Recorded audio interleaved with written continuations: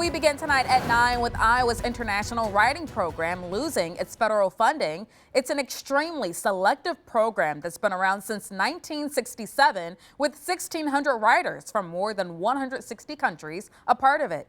Iowa's News Now reporter Faven Sodu is live in studio with a reaction from the director and participants of the program. Nicole, this is a program that's produced 3 Nobel laureates. The cut of almost $1 million in funding is enough that the program director says they'll have to cut their student numbers in half just to keep going. We've lost that ability to connect writers, and in a larger sense, we've given up a really important cultural diplomacy tool. The University of Iowa's writing programs are known around the world, and Christopher Merrill says the federal cuts to the international branch of these programs is a massive loss. We've lost that way to be involved in the local literary cultures around the world. Quite apart from the funding loss, we've lost that ability to connect writers to readers, to editors, to translators and literary agents, and mostly to the audiences they get to be in front of here in Iowa and around the country. Matthias Gerritz was part of the program in 2004.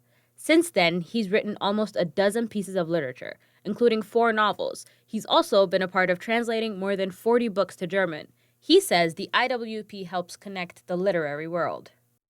Music can travel, sculptures can travel, artwork can travel, dance can travel without borders. Literature can't. It needs translation. It needs spaces, embraces. It needs people who propagate ideas, who propagate new approaches of fiction writing, poetry writing.